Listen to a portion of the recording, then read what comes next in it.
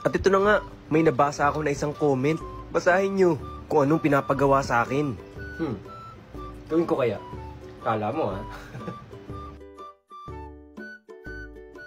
Tara at gawa tayo ng itsurang poop na gawa sa slime. At syempre dapat nakakain.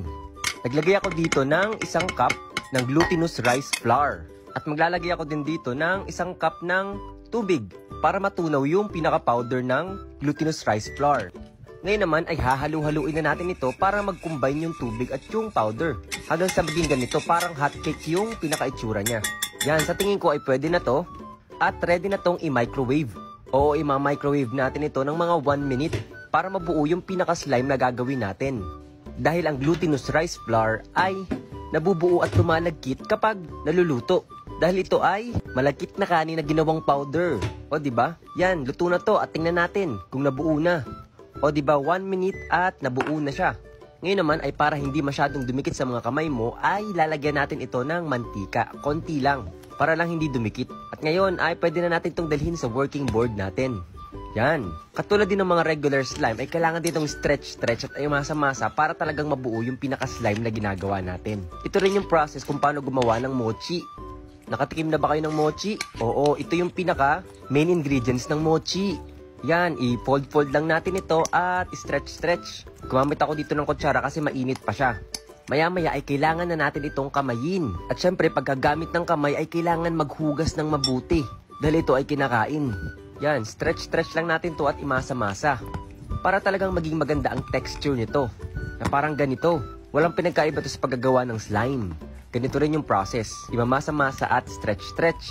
Medyo madikit siya sa mga daliri ko, kaya naglagay ako ng konting mantika sa aking mga kamay para hindi siya masyadong dumikit. Yan, stretch lang natin na parang ganito. At tingnan nyo, gumaganda na yung pinaka-texture nung slime na ginagawa natin. Yan. Kailangan ay kumintab yung pinaka-slime na gagawin natin. Kaya talaga kung ano-ano mga kino-comment nyo sa comment section, no? Ako naman, ginagawa ko naman. Nacha-challenge kasi ako eh. Pero syempre, hindi literal na poop yung gagawin ko. Yung mukhang poop lang, di ba? Para at least nagawa ko pa din. Ayan, binilog-bilog ko na at na-stretch at hindi na siya masyadong dumidikit sa kamay ko. Ngayon naman ay ilalagay ko na yung secret ingredients. Alam nyo ba kung ano? Siyempre, itong Skippy. Peanut butter to na may buo-buo pang mani. Para talagang may texture yung slime na gagawin natin. At talagang kamukhang-kamukha niya yung poop na gusto nyong makita. Di ba yan yung gusto nyo? At ngayon naman ay kailangan na natin itong paghaluin. Siyempre, imimix natin at stretch para maghalo yung kulay nung pinaka-peanut butter at nung pinaka-slime na ginagawa natin. At nararamdaman ko yung buo-buong mani. At feeling ko magiging maganda to kapag nagawa ko na. At nag-combine na yung kulay. Oh, huwag kayong madidiri ah. Peanut butter lang to. Kayo kasi, nagko-comment kayo ng ganyan eh. Stretch lang natin at buuin natin siya nakamukha nung poop na gusto nyong makita. Yan, ikot-ikot lang at yan.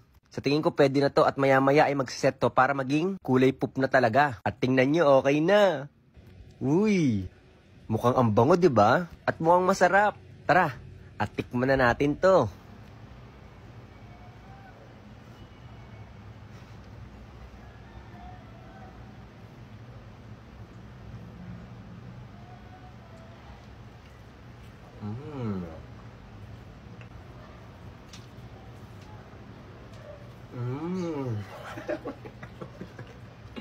Mochi lang to ah. Na peanut butter flavor. Kala mo hindi ko kayang gawin ah.